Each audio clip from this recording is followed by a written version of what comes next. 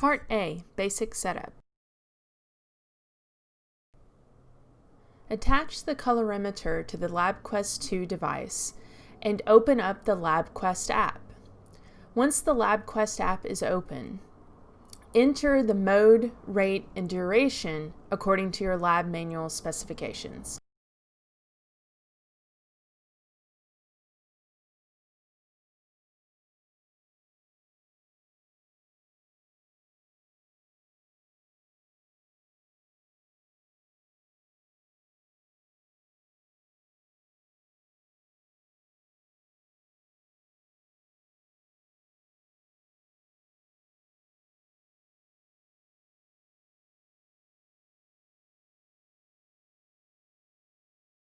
Part B, Calibrating the colorimeter. Ensure that the colorimeter is on the wavelength of 565 nanometers using the arrow above the calibration button. Then, using a clean plastic cuvette, add distilled water. Clean the cuvette with a CHEM wipe and put the cuvette in the colorimeter with the clear, non-corrugated side pointing towards the arrow.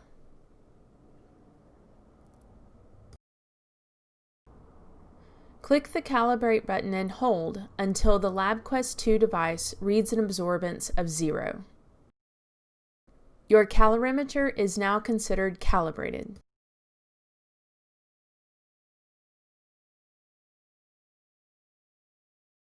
Part C, Running the reaction.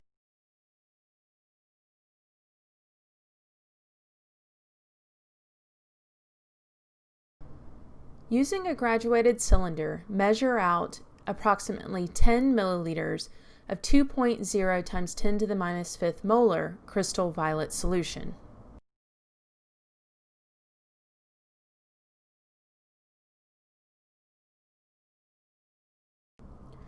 Then measure out 10 milliliters of 0.020 molar sodium hydroxide solution.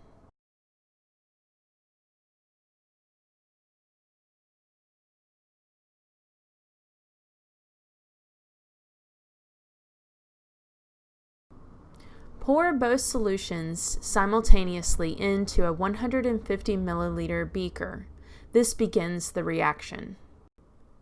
Once the reaction has started, quickly mix together the solution and pour a small amount into the previously used cuvette to calibrate the calorimeter.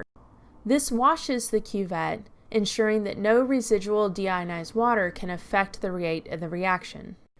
Dispose of this in the waste container. Then pour more of the reaction back into the cuvette, clean the cuvette with a CHEM wipe, and place into the colorimeter. Immediately press the play button on the LabQuest 2 device. Continue to collect data for the next 20 minutes.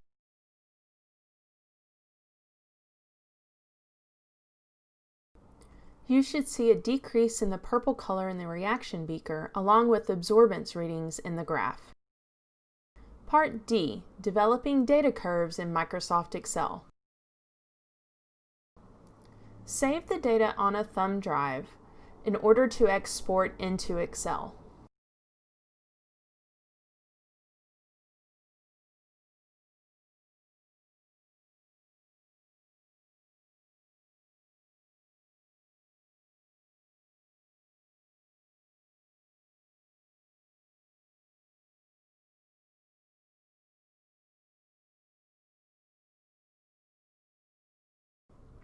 In order to analyze the data in Microsoft Excel, we must first import the data.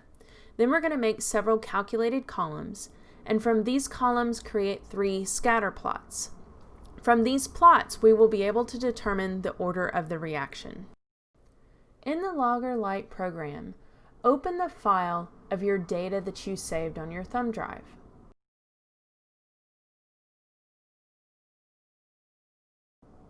Once the file has opened, copy all of the data in the data table for Run 1.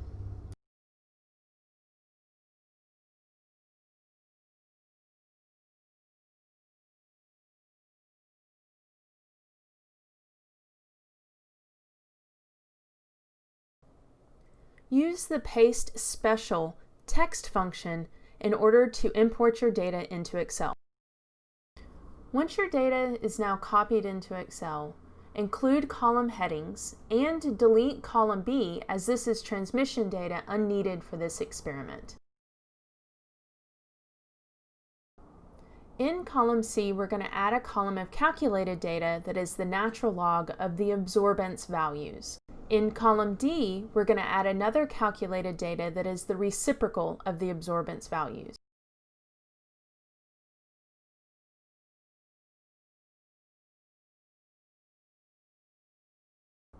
To calculate the natural log of absorbance, enter the following equation, equals ln parentheses B2 parentheses and enter. Move your cursor over the bottom right corner, click, hold, and drag to the last row of data. Your entire column of calculated data should appear.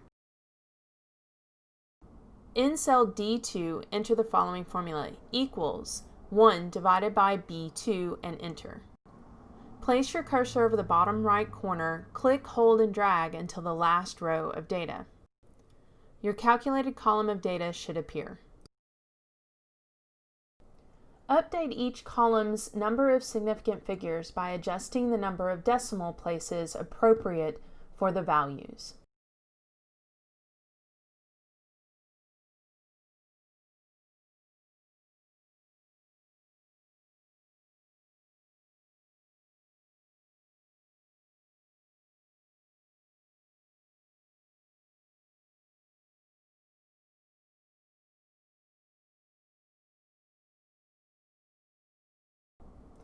Highlight the first two columns, time and absorbance, to create an XY scatter plot.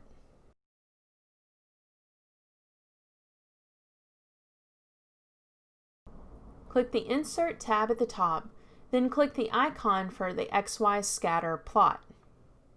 Position and enlarge the chart, then add chart titles and XY axes titles.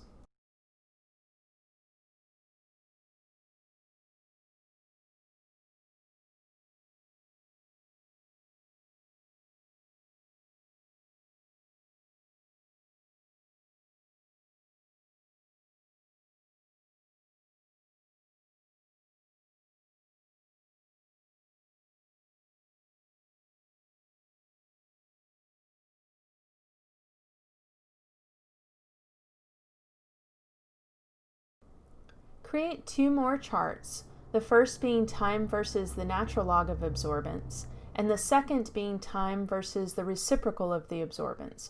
Format both charts to be similar to your time versus absorbance chart.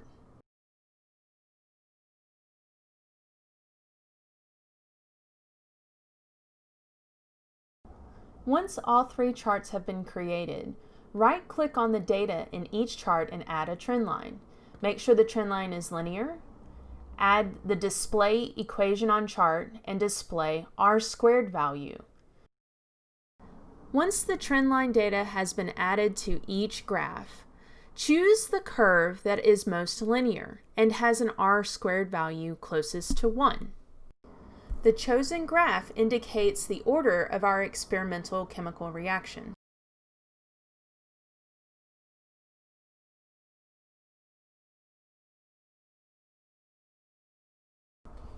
Be sure to annotate on the most linear curve the order of the reaction that is indicated. Right-click on the chart and save as a picture. This will allow you to save the individual chart as a PDF.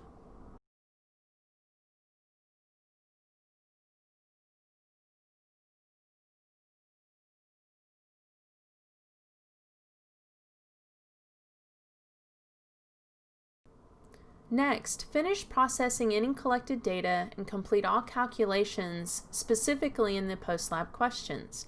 Submit the following post-lab questions and 3 graphs in Blackboard.